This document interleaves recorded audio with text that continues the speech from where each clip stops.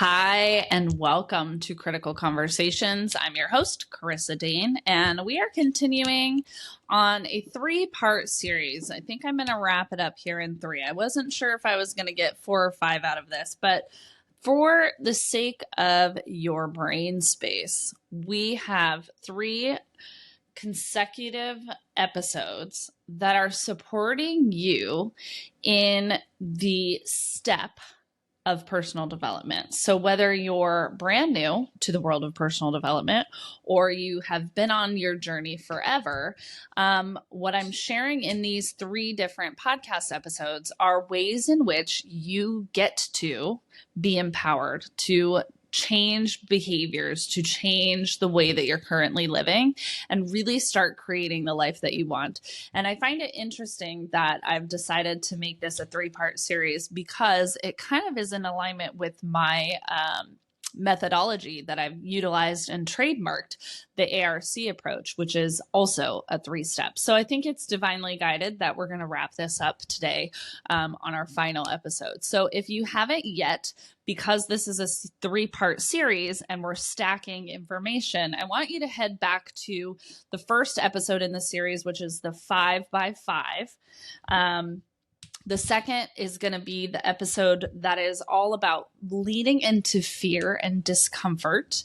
And then today, what we're going to talk about, our third and final episode, is about asking and receiving. And this one is a very near and dear one to my heart. And I think it's going to resonate with a lot of caregivers. So if you are somebody who takes care of other people, I think this one's going to rock your world. So again, on that first episode, we were talking about the 5 by 5. I really closed it up with 5 minutes that you can do 5 different things that we're going to stack and compound to help change the direction. And so that you can start to see that you have a lot more power and control over the reality and the world that you're experiencing. So if you haven't yet, again, head back to that 5 by 5 episode. The second episode was all about fear, how we're going to learn to turn towards our fear and how we're going to sit with our discomfort, whether that's mental, physical, or emotional. We're going to get more curious about it and we're going to start to lean into the discomfort so that we can change the pattern of behavior because our brain, God bless it, is really getting in the way by trying to keep us safe and, trying to keep us in these known behavior cycles and these patterns. So today we're talking about asking and receiving. And what I want you to understand is if you are someone who takes care of others, you are an angel. And I want to celebrate you. And now I'm going to ask you to stop. And this is where you might have a physical reaction. So I want you to lean into the discomfort that you might be having as I continue this conversation. I want you to stay. So whatever you need to do to lean into this discomfort, please do, because I think that this is key in cultivating what you actually want to feel better and making it possible for you to feel better. So asking and receiving are 2 very different, they're different ends of this coin. And when we're asking for something, we are admitting that we need support. We're admitting that we might not be able to hold all of it, right? And so there's a frequency behind an ask. And the frequency can be, I need you to do something for me that I can't do for myself, which is one very real thing, right? So let's say you're opening a jar of pickles. I'm going to ask for help because I physically cannot open this jar of pickles. Okay, that's one frequency. It is where you get to be enhanced so that your experience is better. I am asking for someone to cut down the dead tree in my backyard because I am not versed enough in tree trimming or cutting down an entire tree. So I'm going to ask for help. That is one frequency of help. It is the acknowledgement of I don't have the capability. I'm not the expert, right? We're asking for somebody who is an expert to step in and fill a gap. You know, when you're hiring a coach, when you're going to a therapist, when you visit the doctor, when you get your nails done, when you know, are asking for the, pharmacist to recommend something, you are looking for somebody to help you make a better choice about your life. That is one frequency of an ask. The other frequency is you owe me something. Payback. This is a conditional form of ask. It's a tit for tat way of living. That's kind of how I explain it.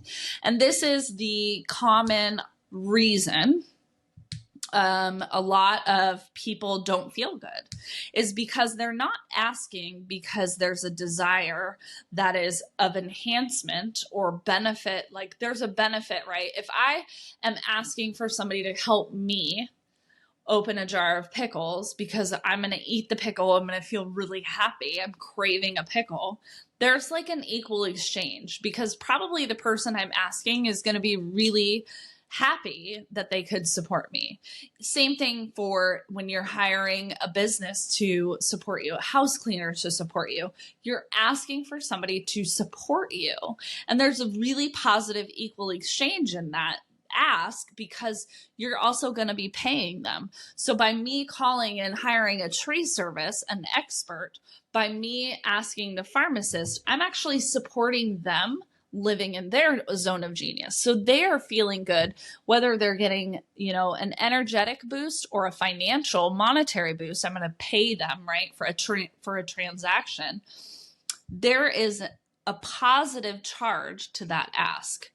And the other charge, the tit for tat, the conditional, there's a negative charge to that. And it's not usually one that gets us the results we want. So I want to talk about this in the frame of a relationship first. And so I mentioned tit for tat, and here's what I want to say about that. This is the argument you're having with your partner or your spouse, or even your kids, honestly, parents, maybe, whoever you live with, where it's like, I did the dishes, it's your turn. That is a tit for tat. I cooked dinner the other night. It's your turn. I put the kids to bed. It's your turn. That is I'm asking for help because I already did something. There's a condition behind that ask. And what happens is when we ask for things out of that conditional state, we are often putting the emphasis of like, fuck you. I mean, that's blatant terms, but I think that that's essentially what it is. It's saying, well, fuck you. I did the dishes last night. It's your turn. Well, fuck you. I put the kids to bed last night. It's your turn. Well, fuck you. I paid for dinner last time. It's your turn. There's like a charge where it's like, you owe me something. And when we are operating at that layer of ask, we're actually operating from our ego, and we're operating from this low vibrational frequency, which really doesn't serve us. And hint, hint, like wink, wink, quotation marks, guys, you're not letting the other person feel good. Like you're not even giving them an option to feel good. There's a way to ask for help and get support, receive support, because you're worthy of it. And there's a way of doing it where it's like, you owe me something because I already did something for you. Now, the reason we're talking about this is because when you ask and there's no contract behind it, right? There's no conditions behind it. It's literally just like, I need help because you're going to be able to enhance my life and do something for me that I cannot do for myself. Oh man, that feels good. Like I feel that in my body, and I hope you guys can start to feel this in your body as I'm talking. Really feel into this, because the other way of asking is putting this weight and heavy emphasis on like, I'm owed something, or like, you're not good enough, and so you need to take care of this, or else. There's kind of like this charge that puts heavy weight on it. And I know you know what I'm talking about, because I know you've been on the receiving end of those types of asks. And tell me what happens. You end up in a giant fucking argument. You end up not feeling good. You are totally depleted when you ask and it's a tit for tat ask. You are totally depleted, and what you're projecting is, I can't do it and you have to do it for me or else like all hell is going to break loose. And I know you know what I'm talking about. I know this firsthand, experimenting in my own marriage, experimenting in my own relationships. And what I know to be true is that anytime it was a tit for tat ask, it led to an argument, period. Because it doesn't feel good to be the receiver of that type of ask, because it's not something that I get to enhance, right? When somebody says, you owe me this, which is why you're going to do it, there's no room for it to be done in love, because it's now a conditional, it's an obligational thing. It's like, all like, now I have to do it, otherwise I am going to be in a giant argument. And like, maybe I've just broken my leg and my partner doesn't even know, but they've already come after me because they're so depleted. And now I've got a broken leg. I can't even communicate that I'm not capable of doing it for whatever reason, right? Because I broke my leg. Boom, giant argument, because you're missing the mark. You're like, one is flying up and one is flying down and one is going left and one is going right. And instead of coming to the table and like looking for that genuine love, that genuine desire you have to seek and receive support, because you are worthy of it. But instead of coming at it from that first place, you're coming at it from, I'm not feeling good enough and fuck everyone. You have to do this for me because I can't do it. And what I've learned is you are worthy of getting help. You should be asking for help, but there's a way to do it where people are going to want to show up for you. And eventually what happens, and I've experienced this with the relationship I have with my parents, the relationship I have with my brother, my friendships, and my marriage, which is the unicorn of all unicorn marriages. But it's because I've started to ask for things because they enhance my ability to also give. So it's this receptivity. It's the reciprocation. It's understanding that the way I ask for help is the way I will receive help, which is the way I will give help. And it continues in this rebounding effect. And so it is when we are well taken care of, when we are learning how to love ourselves, we can ask for help in a loving way, because at the end of the day, if you also can't open my pickle jar, that's okay.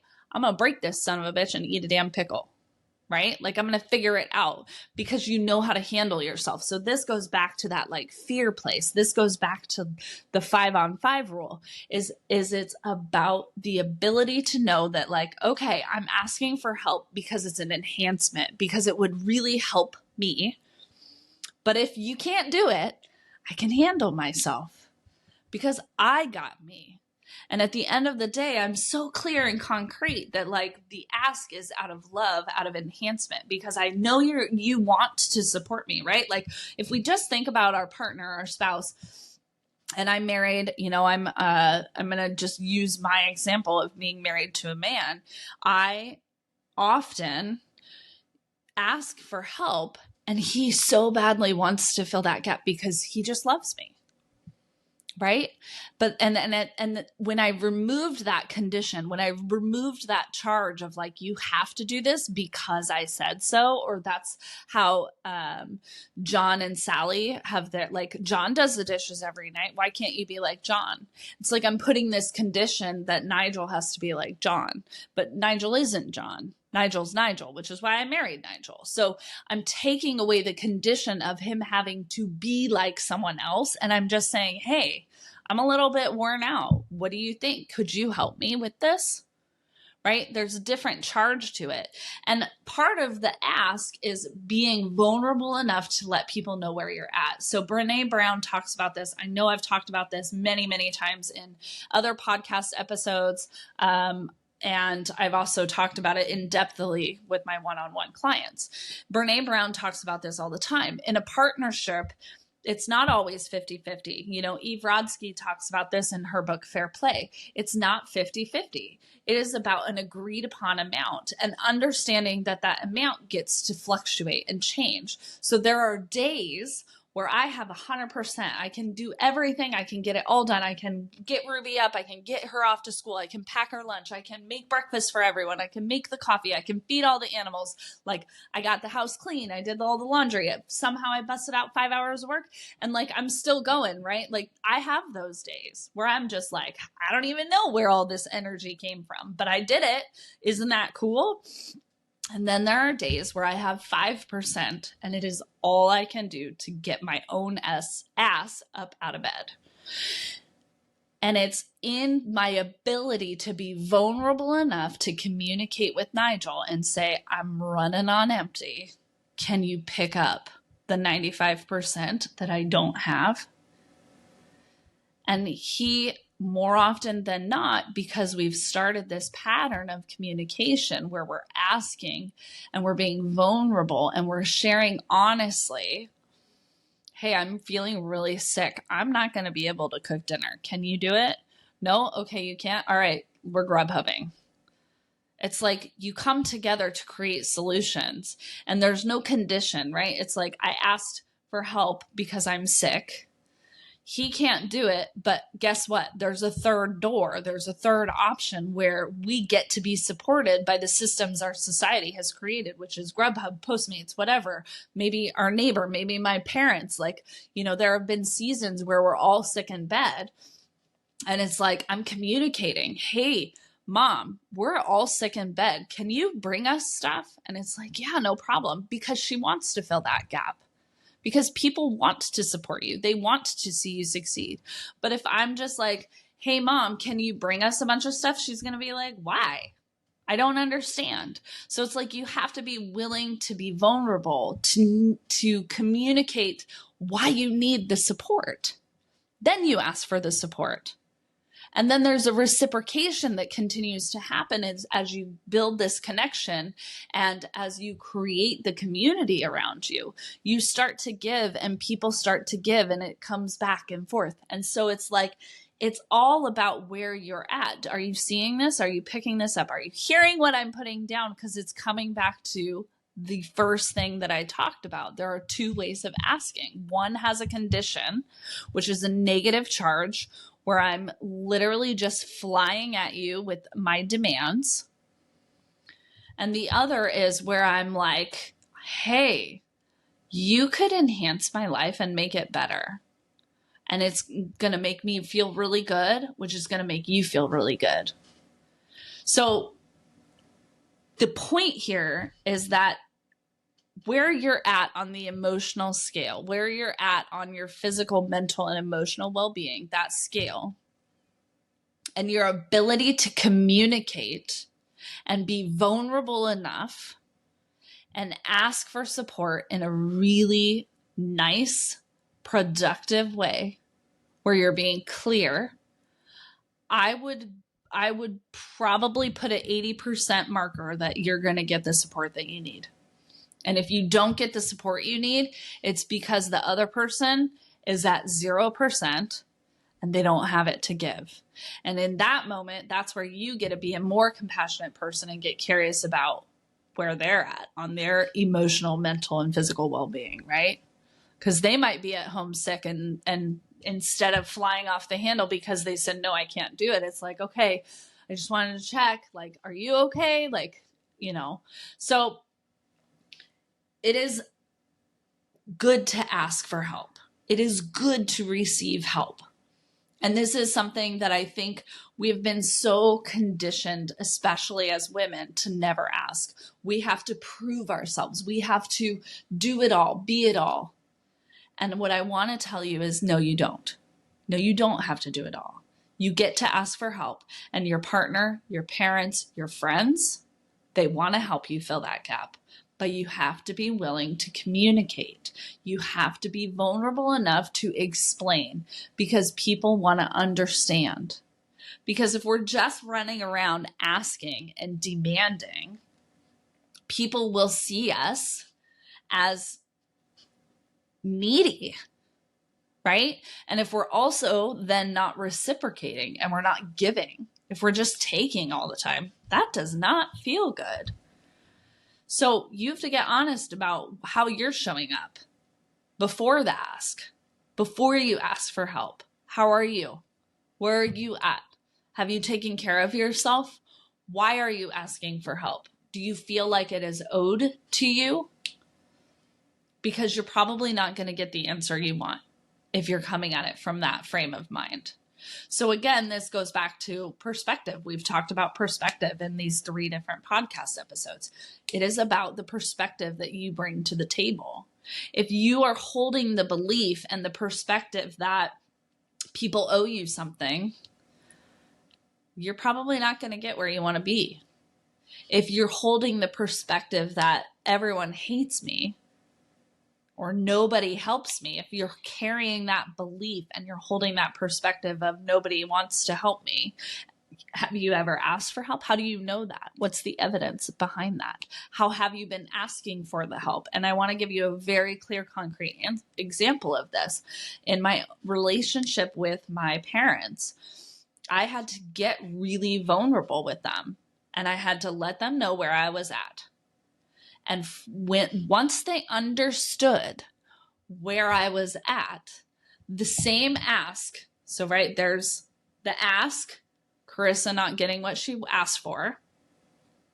Then it was Karissa got vulnerable and started to explain why I was asking for what I was asking for.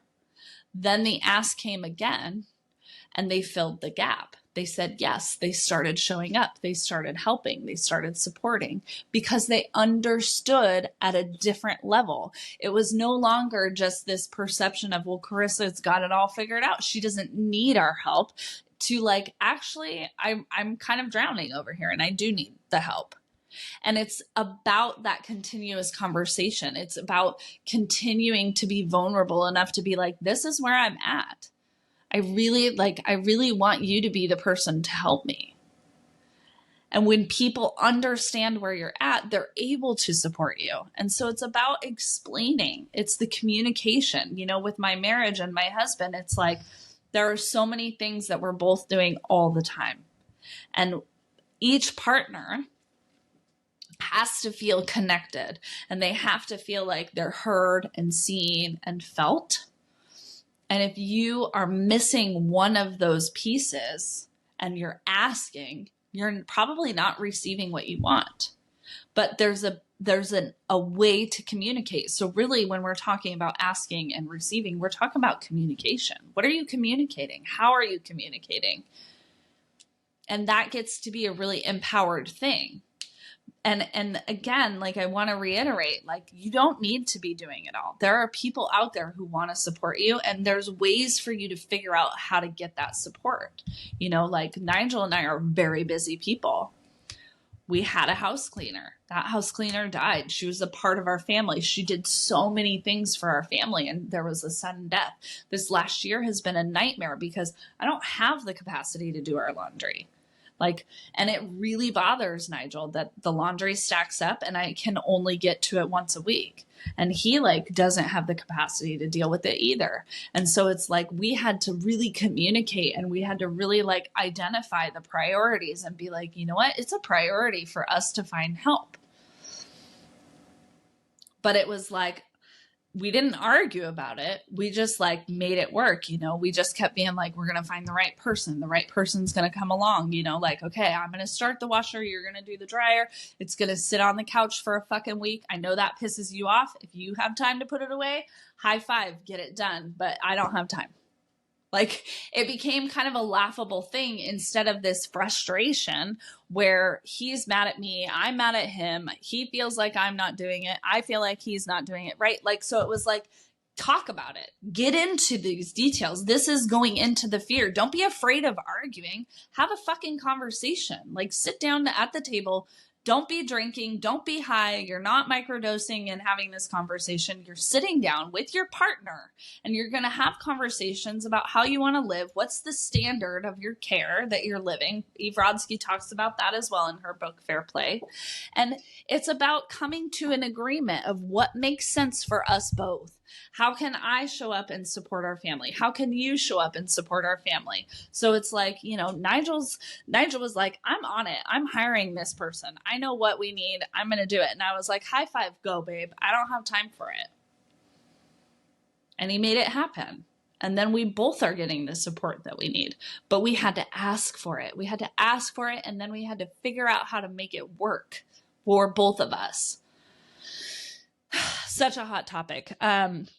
This is a heavy one. This is a really heavy one, and it's also a really personal one.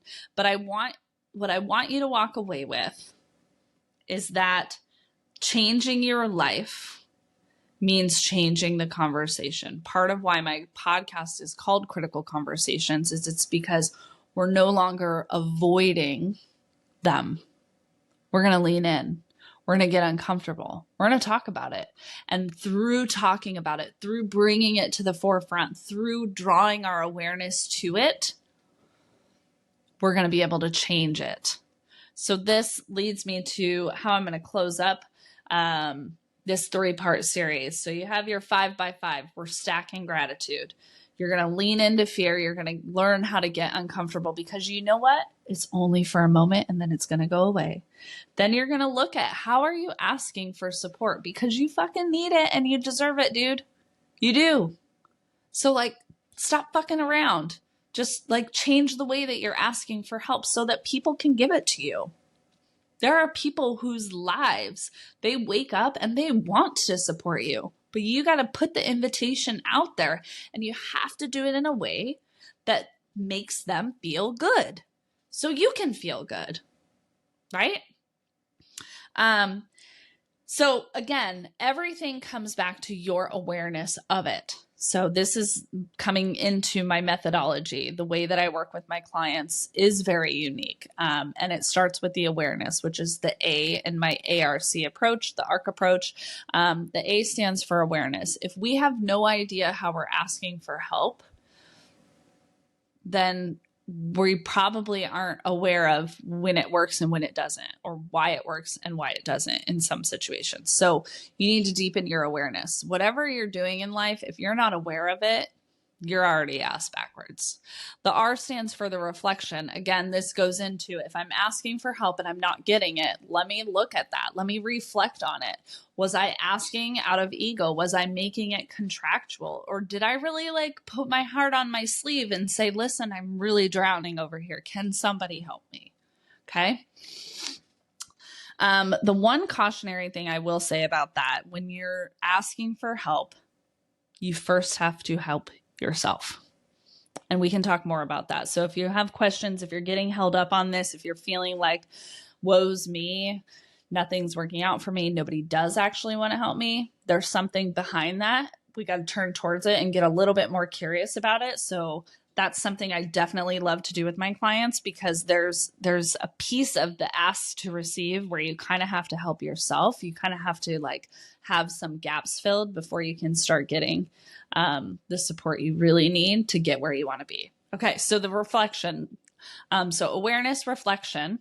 And we're going to look, the biggest piece I think with reflection is we have to make sure we're not going down any guilt or shame spirals.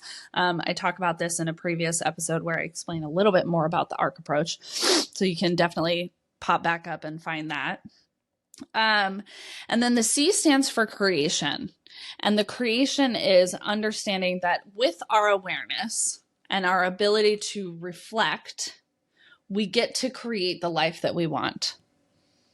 Okay. And then we actually go back to the awareness and we become even more aware. This cycle repeats itself. And then we start to receive because our awareness has shifted. Our perspective has shifted. And now we're going to receive differently. And then the second round of that C is the community. Our community starts to change. We start to have more people surrounding us that are uplifting and supporting us on creating the life that we want. So the ARC approach, the ARC approach, that's my trademark methodology. That's how I work with my clients. It's pretty simple, but it's also complex, which is why a lot of people work with me for 6 months to a year. Some of my clients who are like, they really want to do some cool shit in life, they've been with me for multiple years. You're worthy. That's what I want you to know. You're worthy. You're worthy of the time, the energy, the investment, the strategy, and the support. But the main piece of this 3-part series is to understand that it all comes back to you, the choice of you. You have to pick up the oar. You have to start steering. Then your life gets to be enhanced as you start to create differently from this new awareness, from this new perspective, from this new way of being. Everything gets better, man. You're going to feel better. You're going to move better. You're going to breathe better. I swear to God, I feel like I look younger, 5 years older from when I started this journey. I look at pictures and I'm like, damn, you look way better now than you did 5 years ago. Anything is possible for you. I know firsthand, and I also get to watch my clients have these same radical transformations. So it is all about liberating yourself from where you're holding yourself back. So that's the work I get to do. It's what I love to do. I'd love to have a conversation with you. Send me an email, hello@karissadean.com, or find me on any social media platform. The handle is @Coach Karissa Dean with an underscore in between each of those words. I love you. I think you're beautiful. You're doing a great job. High five, keep going, and I'll see you on the next conversation.